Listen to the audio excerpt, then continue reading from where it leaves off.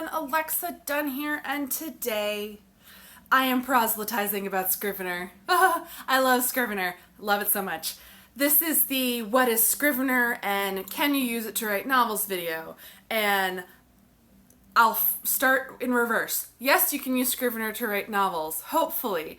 Scrivener isn't for everyone, but it might be for you. Even if you've been kind of intimidated by it, you know, because you've heard people like me talk about it over and over again, or you've looked on the website and you see all these like bells and whistles and you're like, I can't even handle this. Scrivener is a tool for writing novels. It was developed by writers for writers. It is essentially a piece of software. It is a program. You basically open it up and it's going to enable you to organize everything you could possibly need for writing your novel in one space. They're basically project spaces for your novel. So if you are kind of the average person, you are probably writing your work in Microsoft Word right now.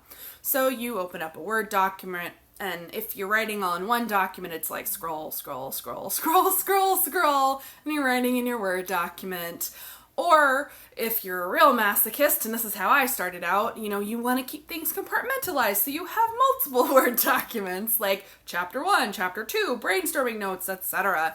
That is certainly how I tried to write novels at first, and I gave up. With me, at least, and you might be a writer like this too, and if you are, Scrivener might work for you. With me, I need things to be like chaotically organized, I think is probably the best way to put it. And when things tip too far into chaos, I get overwhelmed, I freak out, and I give up. So I need things to be organized. Like, I like to compartmentalize, like have chapters and kind of, in my case, chapters, but it could be chapters and scenes in your case, in like different places I need to be able to kind of pop into them.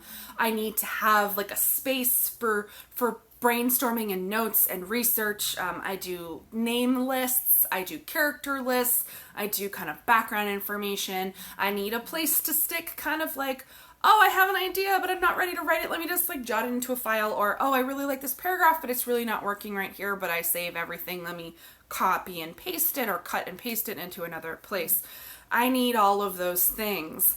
And when I was trying to do them in various Microsoft Word documents and like with like a master folder on my hard drive, at a certain point, it became too chaotic. It tipped over into, there's too many things in too many places, and oh my god, a novel's like 80,000 words. I can't even handle this. And I didn't get past 20,000 words in any one given novel until I tried Scrivener. So for me personally, like one of the big reasons I'm so into Scrivener and I tell so many people about it is that it really unlocked the novel writing process for me, the successful novel writing process for me. The first time I tried to write a novel in Scrivener, I successfully completed that draft. I finished a book using Scrivener, and I don't know how else to write a book anymore. I also use Scrivener for revision, though not every single step of revision, but certainly for a lot of it. It has a lot of tools that you can use at every different stage of the writing process. The best part is it's super easy to take everything that you've done in Scrivener and then pop it out into a Word document or a PDF. No one knows that you use Scrivener for writing novels because when you export it into the Word document, it looks just like any other Word document novel. It just makes the whole process seamless. It makes formatting seamless because it formats that manuscript for you. It's also really, really great if you are not a chronological writer.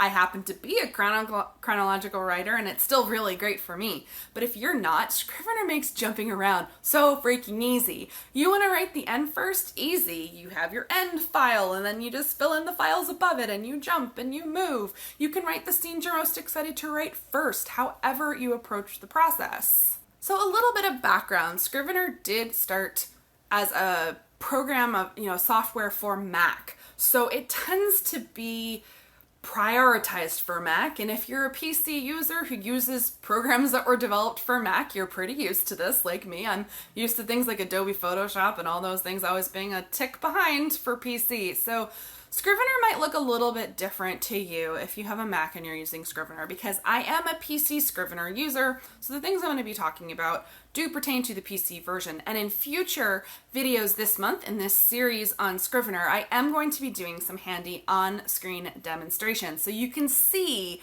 how to use Scrivener, because I can sit here and tell you it's the best thing that ever happened to me, and that doesn't mean that, you're gonna be able to download it, open it up, and use it immediately. I think a lot of people download it, open it up, and go, oh my god, how does this actually work? There's all these things. And I figured a lot of this out by trial and error, to be honest. Scrivener is a bit confusing, and I'm the first person to tell you that. Scrivener can be super confusing, partly because it can do so many things. I can't even list them all off to you because I don't use probably 80% of the functions in Scrivener. I am a super basic Scrivener user, but I think that a lot of us are super basic Scrivener users, and that's all we need it for. We need it in order to write a novel, and sometimes that's as simple as creating a bunch of files and writing a novel. So this series and me talking about Scrivener is definitely in the interest of helping kind of you, the average writer, human person who maybe just needs to use the super basic functions of Scrivener to help them kind of either unlock the novel writing process or make the novel writing process easier. Scrivener's for all sorts of different writers and peoples at different stages and with different needs. Scrivener also may genuinely and ultimately not be for you. Scrivener is not for all writers, but I do encourage anyone who is unsure or intimidated to at least try it. I do think it is at least worth trying. So let me go just a little bit more in depth into how it makes novel writing easier, at least for me. So as I mentioned, you essentially have a project space for each of your novels. Now, if you're a little bit old school or familiar with old school, you know that thing where authors create note cards for each of their scenes, and they'll literally either tack them onto a poster board, and there are authors who still do this, or they lay them out in front of them and they can see the pieces and how everything fits together. You can literally do that in Scrivener. I don't, funnily enough. I'm not visual when it comes to kind of mapping out my novel, but you can do that in Scrivener. The default project space is actually a digital corkboard. So in Scrivener, every folder is a chapter, so you can create all the different folders for your chapters. And then you have little scene files. They're basically notepad files if you're familiar with, word processing tools. And each file can be a scene. In my case, I actually use each file for a chapter. I, at a certain point when I was experimenting with Scrivener, found that having multiple files for scenes didn't particularly help me. It didn't work for me. So you really can make Scrivener work for you however it needs to work for you. But every folder is a chapter, every file is a scene, and that is how you can kind of break up your novel. I'll show you on the on-screen demonstrations. It's like a file system. So you have a master folder. Your master folder is the book, and you open it up and you see all the folders underneath it and all the scene files within the folders. And that's the core of your book, and that's where you write your book. And then there are other sections in the project file for research and notes and brainstorming. You can embed images into Scrivener. So if you want to have your character inspiration photos or photos of places while you're writing, you can do that.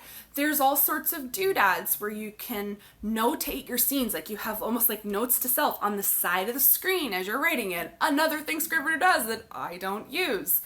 But there's so many different ways to use Scrivener, but essentially that is how you write a novel in Scrivener. It's a project file where you can dump everything you need for your book into one space.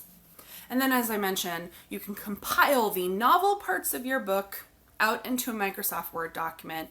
Very normal. You don't compile all of your brainstorming and your notes and whatnot. Though if at any point you wanted to, you totally could. You could export from Scrivener, character profiles, for example.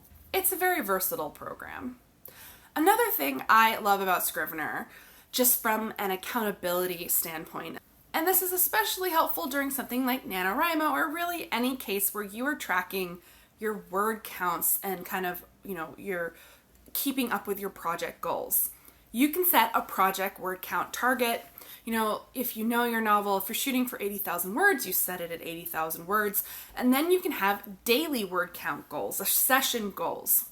You know, your goal for every time that you open up Scrivener. For example, mine is defaulted to 800 words a day because my personal metric, because I'm a breadcrumbs writer, I write a little bit at a time, is if I write at least 500 words, I'm happy with myself, but I want to hit a target of 800. It's not quite 1,000. It's a little bit more than 500. And when you open up that section of Scrivener at any point as you're writing, it'll tell you how many words you've written and how you're on track. You are on track to your goal. And it shows you this with the stoplight system, which is the bar is red when you're really far away. Then it turns yellow, and then it turns a beautiful green when you've hit your goal. This is satisfying both for your smaller goals, so your session goals, like if I've written 200 words, you know, the bar is kind of like an orangey red, and then I get to 500 and it's like a yellowy-ish, tinging on green color. Then I hit 800 and it's like green, and it's like you did it. For your project goals as well, you can see with kind of the how far the bar fills up in the color of the bar, how close you are to your overall word count goal. If this is something that motivates you and kind of keeps you on track, it's one of the many great things that you can do on Scrivener to help you write a book. I happen to be an obsessive data checker, so I check my project targets all the time. Even if I know I've only written 50 words, I will open it up and be like, okay, our total word count, it's like 238. Okay, keep going. And I can see where it is relative to the total word count. So sometimes it's not like, I have to hit that 1,000 word goal. It's more like, I am 300 words away from 17,000 words, so I'm gonna get to 17,000 words. That's my next benchmark. Helps me keep on track. So there's so much more that Scrivener can do, and as I mentioned, I'm going to be covering that in a series of videos, including fun on-screen demonstration videos, but this is kind of your overview. What is Scrivener, and how can you use it to write a novel? I hope this was useful and cleared up some questions that you had. Drop additional questions and also please request down below in the comments for things that you want to know about Scrivener. If I know how to answer it, I will. I will either answer it in a comment or I will include it in one of the videos, other videos that I am doing this month. And if I don't know the answer, I'll be perfectly honest with you, because again, I am super, super basic when it comes to Scrivener.